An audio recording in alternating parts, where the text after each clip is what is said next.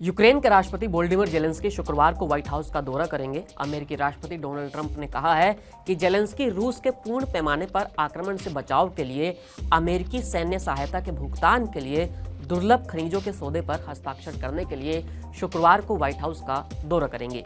ये घोषणा अमेरिका और यूक्रेन के बीच कई दिनों तक चली महत्वपूर्ण वार्ता के बाद की गई है, जिसमें जेलेंस्की ने आरोप लगाया था कि अमेरिका उन पर $500 बिलियन से अधिक के सौदे पर हस्ताक्षर करने के लिए दबाव डाल रहा है, जिससे यूक्रेन की 10 पीढ़ियां इसे वापस चुकाने में व्यर्थ हो जाएंगी। ट्रंप ने ओवल ऑफिस में संवाददाताओं से बात करते हुए कहा है कि मैंने सुना है कि वो शुक्रवार को आ रहे हैं। निश्चित रूप से अगर वो चाहें तो मुझे कोई आपत्ति नहीं है और वो मेरे साथ मिलकर इस पर हस्ताक्षर करना चाहेंगे और मैं समझता हूं कि ये एक बड़ी बात है, बहुत बड़ी बात है। सौदे के लिए एक रूपरेखा में यूक्रेन के खनिज संसाधनों को विकसित करने के लिए एक कोष का संयुक्त स्वामित्व शामिल था, जिसमें उन संसाधनों के लिए कुछ शर्तें थी जो पहले से ही राज्य के बजट में योगदान दे रहे थे। ये वॉशिंगटन द्वारा प्रस्तावित मूल सौदे की तुलना में यूक्रेन के लिए अधिक अनुकूल था, लेकिन इसमें दीर्घकालिक सुरक्षा गारंटी के संदर्भ शामिल नहीं थे जो कीव सौदे में प्राप्त करना चाहता था। सौदे के कुछ विवरण अस्पष्ट रहे, जिसमें नए कोष में अमेरिका की स्वामित्व हिस्सेदारी भी शामिल है।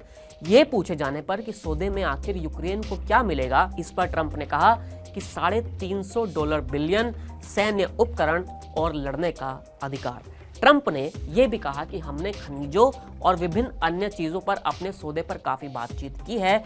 हम बाद में यूक्रेन के लिए सामान्य सुरक्षा की तलाश करेंगे, लेकिन मुझे नहीं लगता कि ये कोई समस्या होगी। बहुत से लोग ऐसा करना चाहते हैं और मैंने इस बारे में रूस से भी बात की है। उन्हें इससे कोई समस्या नहीं दिखी, इसलिए मुझे लगता है कि वो पीछे नहीं हटेंगे और एक बार जब हम ऐसा कर लेंगे तो कोई भी पीछे नहीं हटेगा। शुरुआती अमेरिकी प्रस्ताव, जिसमें प्राकृतिक संसाधन निष्कर्षण से प्राप्त राजस्व को निधि में 100% वित्तीय हित शामिल था, जिसने यूक्रेन और यूरोप के अन्य सहयोगियों में आक्रोश पैदा कर दिया था। प्रारंभिक प्रस्ताव के बारे में जेलेंस्की ने यह कहा था कि मैं ऐसा कुछ नहीं कर रहा हूं जिसका भुगतान यूक्रेन की 10 पीढ़ियों को करना पड़े।